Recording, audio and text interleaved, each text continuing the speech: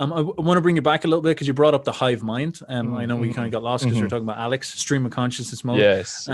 But were you asking a pointed question there? Because I can keep going into that if you wish. It was a curious thought because it's something I think about often. Like to add a couple pieces together. Mortimer Adler again talks about angels and what an angel is in a non-religious context of being just like a pure intelligence, like a being that has no body but has actual agency of some sort.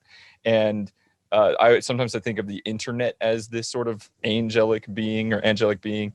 And when you said what you said in your episode, it was like, oh man, it reminds me of everybody losing their bodies and trying to shed ego in like this weird neurotic way, because ego integration is actually really important. We feel like we require ego to actually have an experience. So it's like, if we all get rid of our bodies and can join into this like conglomerate sort of singular, weird artificial intelligence thing out here in hyperspace or on the internet, and we all lose our bodies, like, it painted this picture, and I was like, man, that would suck. But it kind of sounds really cool. But it sounds almost like heaven. And I was just curious as to your opinions on what that would look like. I think actually one of the most telling things you could ever say about it is that it sounds almost like heaven, because I think it is if you want to speak archetypically, it is the return of the archetype of the kingdom of heaven within our current era, the salvation through the rapture. Like, think about what the rapture is, that God comes down and he lifts up all our souls out of our bodies and brings us up into heaven, and there we go, salvation. And the good are brought up and the bad people are sent down to hell and left to burn in the lake of fire. Very, very interesting concept, the resurrection, the rapture of the just. Now, then scale this onto how modern, you could say, techno-utopians talk. And so the frame is that what we're going to do is build a all-seeing, all-knowing supercomputer machine intelligence that watches us all the time and sees everything. And what this machine intelligence is going to do, because it's by virtue good, is going to build a matrix of sorts that's going to be like a sort of supercomputer that's beautiful, like a kingdom of heaven. It's going to be, it's going to build a heaven, a gate and all this type of stuff. And then what this machine is going to do, either it's going to do it actively or we're going to do it willingly.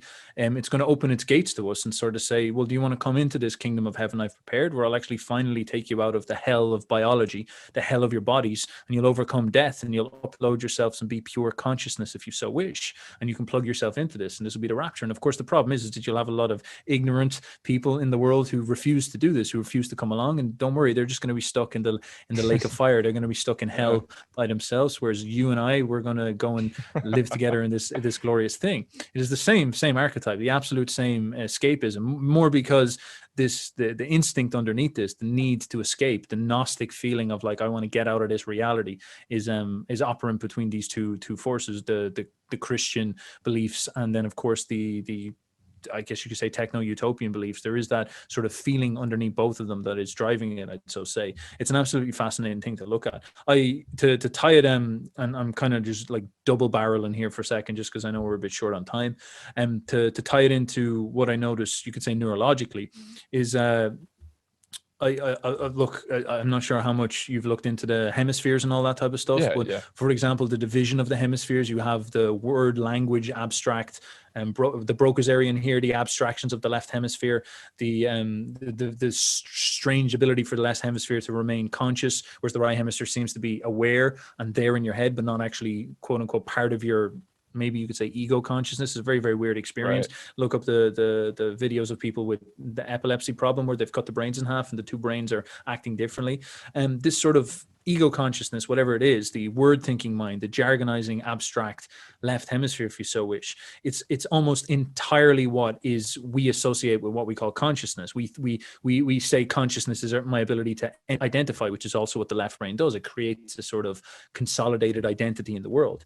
And it's my ability to categorize myself, to abstract myself into an identity that I understand, to understand the world, to plug myself into the world. And then of course what shows up on social media largely is the left hemisphere. Go on Twitter and that's people's left hemispheres talking to each other, the Broca's area speaking to each other. Now of course, like it's a bit more complicated than that, but in the simplest sense, it's favorable to that side of yourself, if you so wish, that faculty within your mind, that ability to speak in that overconscious, overzealous word using part of your head. Now that's an absolutely fascinating thing, because then the internet begins to look at as this sort of canvas for the ego left hemisphere conscious mind or some sort, and it's like offering that part of yourself to come up. And I don't know, and you can see it objectively. Yeah, you can like because it happens unconsciously. You're speaking words, but then this other thing is occurring as a byproduct or a consequence. And because everything's recorded online and you can see it objectively, it's like a canvas, like you said. It's like getting painted and slabbed on there, and you can just actually see it, and it's absolutely batty. One thing that I want to share with you is I don't know how much you talk about Catholicism and Christianity as examples for some of your ideas in the left right brain hemispheres and jargon. A lot of what you're saying is encompassed in a symbol called the Tree of Life through Kabbalah, which is Judaic mysticism.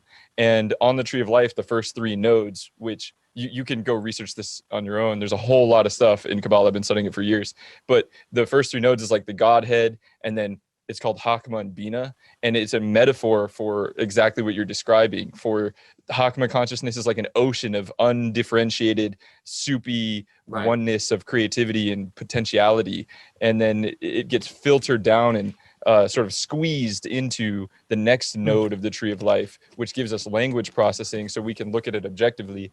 And it's almost like conscious ego versus unconsciousness, like language versus left brain, right brain stuff. It's really, really good stuff. You should look into the Kabbalistic principles if you never have. It could just be another like avenue for you to go really deep into. I checked it with Aleister Crowley. I was reading him at one point. He brought it up quite extensively, and I checked it all out. And it's very interesting. I think it like precisely because you have the 2 sides, don't you? And then you have the unity in the middle. So maybe that was them clicking into these 2 modes of perception. Maybe, I'm not too sure, and bouncing like ping pong between them. That's definitely one interesting way to cross it. I've also looked into Hermeticism briefly, and Hermeticism, for example, compared to, for example, Moses's law, which is very direct and like do this, procedural, you know, maybe even left hemispheric, whereas the Hermetic laws are all principle based, and they talk almost like a floozy right brainer, you know. It's like, oh, everything is vibration, and the principle of this, and the principle of vibration, the principle of energy, the principle of this. And maybe that is a sort of example of the 2 forms of perception representing themselves as philosophies, perhaps in some type of sense. I don't know. Like this is very, very speculative, obviously, but it's interesting stuff. It's really interesting. I mean, it's really kind of what we're all about. We're like on the channel, we're always taking this esoteric sort of approach and trying to connect it with philosophy and like normal everyday experience.